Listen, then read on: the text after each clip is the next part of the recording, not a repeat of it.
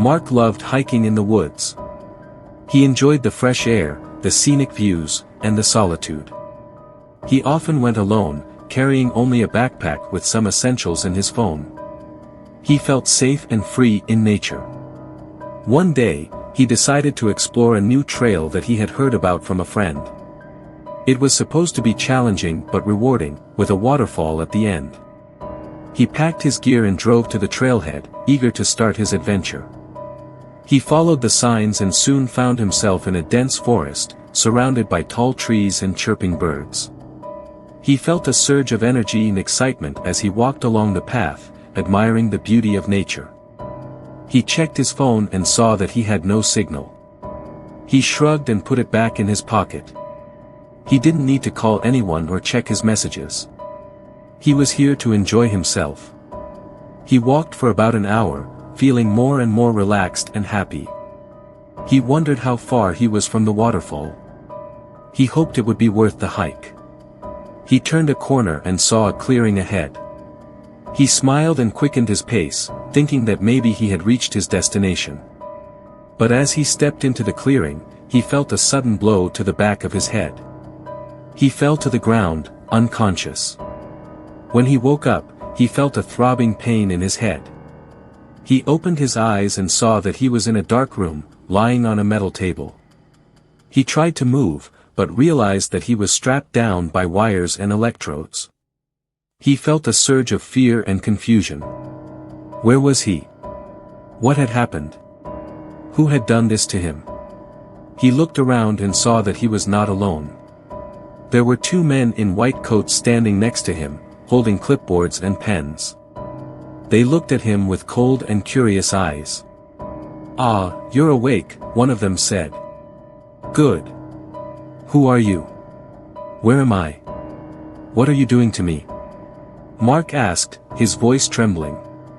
The men ignored his questions and continued to talk among themselves. "Subject 47 is responsive," the other one said.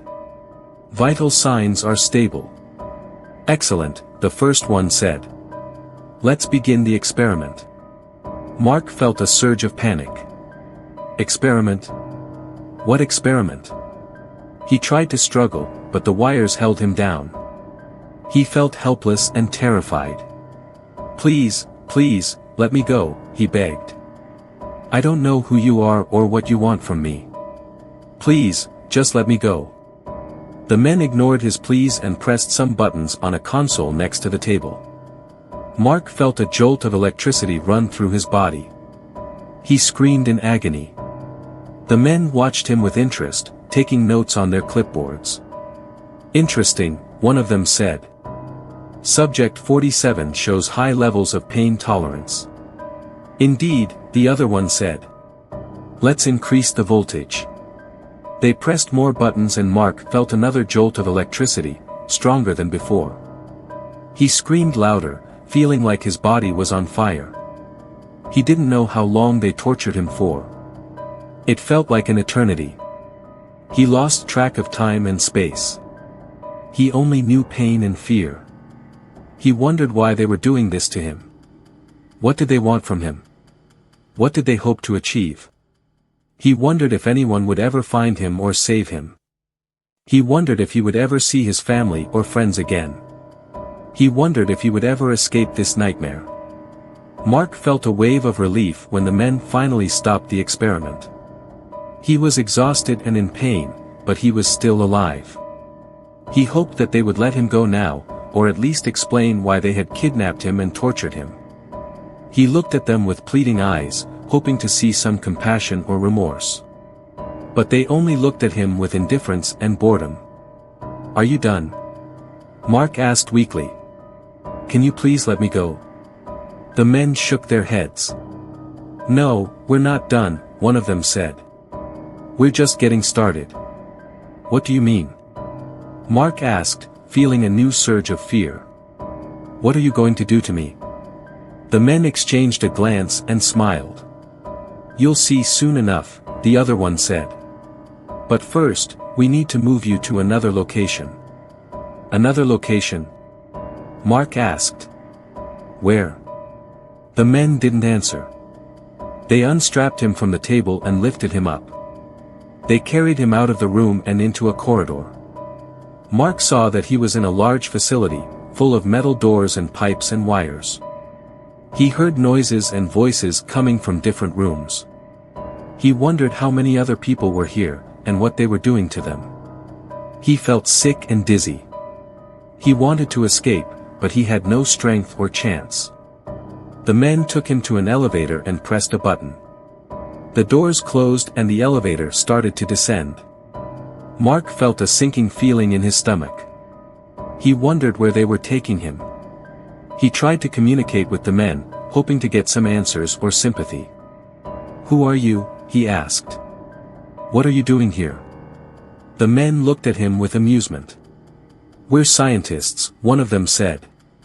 "We're doing research on human biology." "Research?" Mark asked. "What kind of research?" The men smiled. "Very advanced research," the other one said. "Research that you wouldn't understand." Mark felt insulted and angry. "Try me," he said.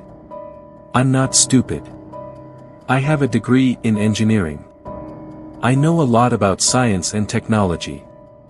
The men laughed. "Engineering?" one of them said. "That's cute. But trust me, you don't know anything about what we're doing here." "Then tell me," Mark said.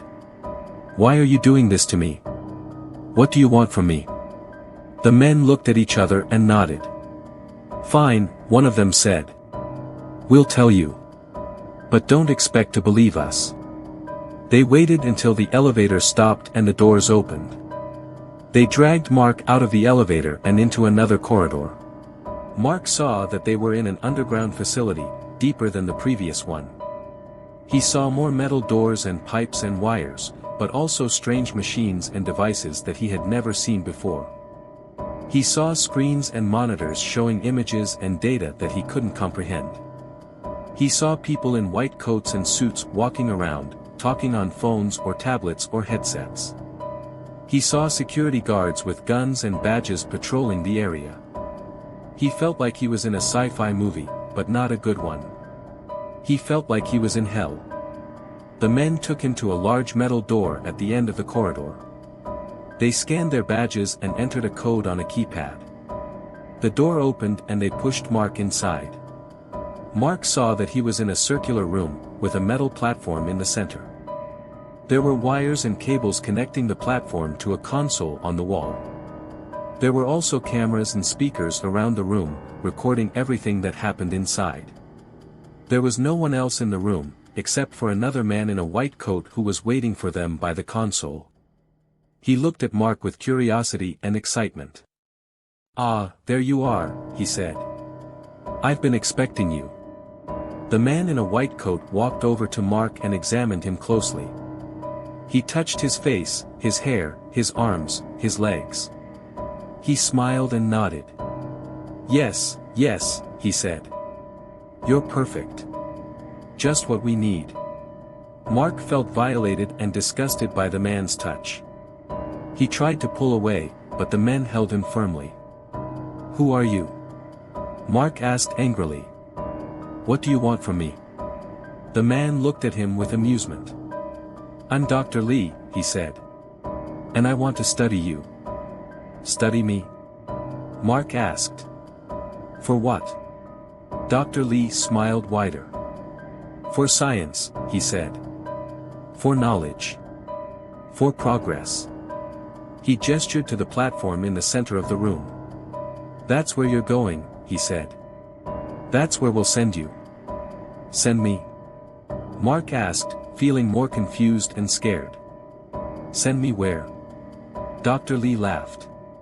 "To another world," he said. "To another dimension. To another reality." Mark felt a chill run down his spine. He thought he had misheard him.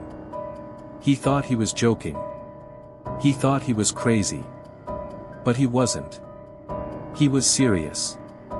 He was telling the truth. He was working for aliens.